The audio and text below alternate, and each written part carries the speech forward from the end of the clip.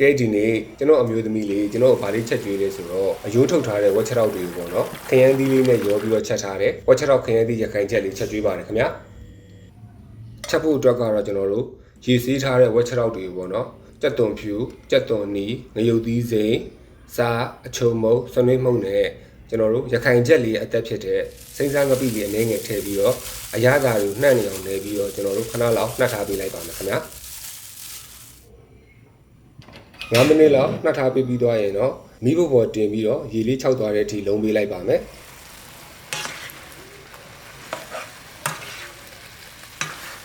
လုံနာလီရပြီဆိုရင်ရေထည့်ပြီးတော့နူးတဲ့အထိချက်ထားပေးလိုက်ပါမယ်ခင်ဗျာအခုလိုချက်တာဝတ်သားတွေလည်းနူးကန်နေပြီးရေလေးလည်းနှခမ်းတစ်ခမ်းလေးအမိထားရောက်မှာပြီးထားတဲ့ခရမ်းတီးတွေကိုပါထည့်ချက်ပေးလိုက်ပါမယ်ခရမ်းသီးတွေပါနူးသွားပြီဆိုရင်တော့နောက်ဆုံးပိတ်အနေနဲ့ကျွန်တော်တို့စူပုတ်ရွက်လေးပါအုပ်ပေးလိုက်ပါမယ်ဒါဆိုလို့ရှိရင်တော့အနံ့ရတာနဲ့တင်ဘိုက်ထက်ကတကွီကွီဖြစ်သွားစေမယ်အရန်ကိုမှထမင်းစားလို့မင်းစေတဲ့ဝက်ချက်တော့ခရမ်းသီးရခိုင်ချက်လေးရရှိသွားပါပြီဗျို့အဲဝက်ချက်တော့ရခိုင်ချက်လေးကိုမှအရွက်ကြော်လေးနဲ့ပါတွဲဖက်ပေးလိုက်တော့လုံးဝပြီးပြီးဆုံးသွားတယ်ထမင်းဝိုင်းလေးဖြစ်သွားတာပေါ့ဗျာကျွန်တော်ကလည်းအနံ့ရတွေကဘိုက်ကစားနေပြီဆိုတော့ကိုယ်စိတ်ကြအတုံးတွေထည့်ပြီးတော့ဆွဲတော့မယ်ဗျာကဲအဲ့ဒါကျွန်တော်ဆွဲတော့မယ်ဗျာဘိုင်လိုက်စားနေပြီတော်တော်စားနေပြီတလား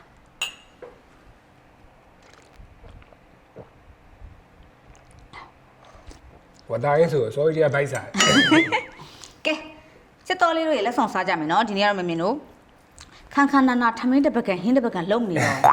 ဒီဟာပကံလေးထဲကိုထမင်းနဲ့ပုံရွက်ကြော်တွေပုံနေတခါပြင်ပေါ့နော်တခါပြင်လေးတခါလေးပြင်ထားပါတယ်ကဲလက်ဆောင်စားမယ်စစ်တော်လေးတို့ရေထမင်းခုကြနော်လက်ဆောင်တူစားကြ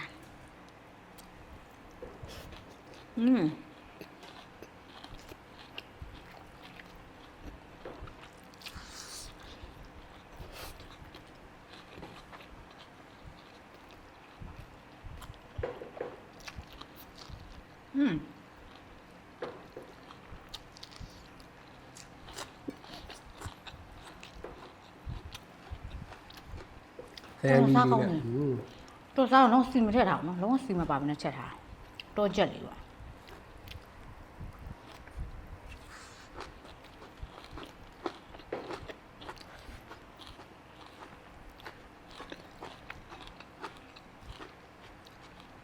ဘာငရုတ်ဒီလေးတော့မသိဘူးကြည့်အောင်မြည်တော်လောက်ရှိအဲ့ဝဲလာမိပြင်နိုင်စားငိုးတယ်တော်တော့ပြီးပြီမင်းလည်းတော့မွေးနော်တော်ကောင်း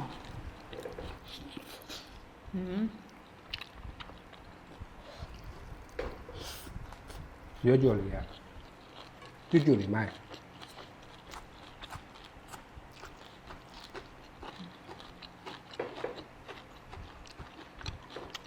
ဟဲ့လီ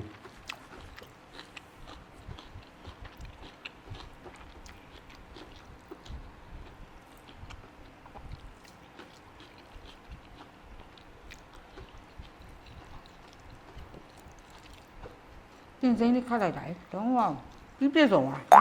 သူ့ဘောဟာအေးအဲ့ဒါပြောမလို့စိုးရွက်လေးနဲ့ဆိုမွေးနေတော့ပြည့်ပြောတာစိုးပြောတာစီးဖို့လေးပါတော့လေတော်တော်မိုက်ပါငါမြင်ငပိလေးလေးနဲ့ပါချက်ထားတာထီးထီးမိမိလေးလေးတော်တော်စားလို့စားကောင်းတယ်မယုံချက်စားကြည့်တလားဟောတော့ဒီတိုင်းစီးပြန်နေကြီးပဲချက်စားတာရိုးနေပြီဆိုလို့ရှိရင်ဘလို့မျိုးချက်စားကြည့်ရှယ်ပဲ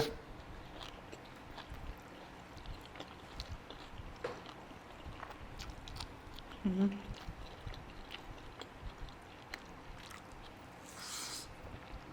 ော့တာခောက်လို့နေ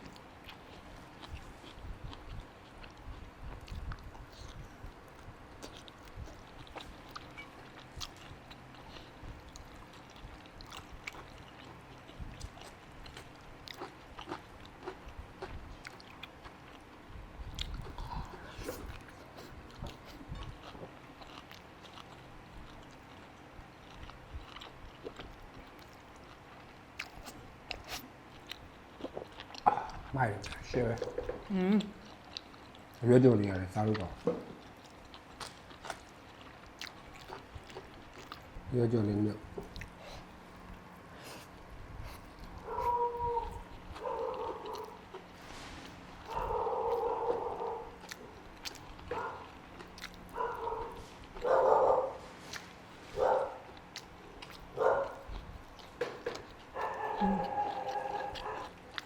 သူ့ဘုံရွက်လို့ဝင်းနေ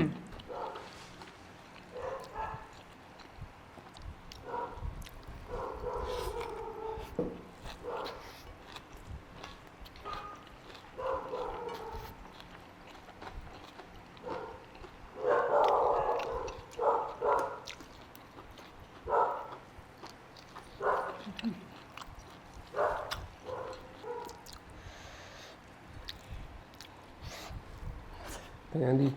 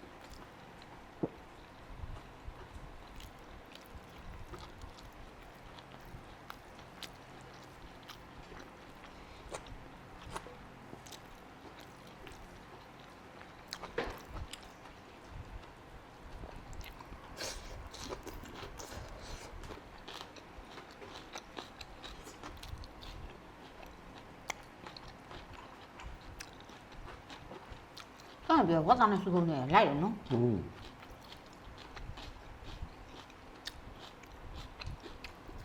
းတော့ခြေထောက်အသားဆိုတော့လေဟိုပြပြကြီးမဟုတ်ဘဲနဲ့ထောက်နဲ့စားလို့ပိုကောင်း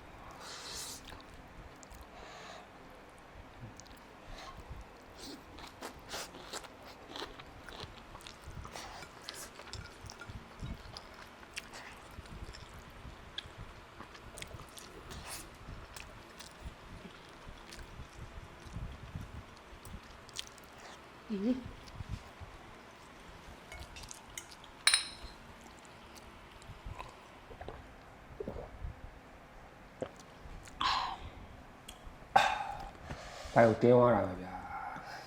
bye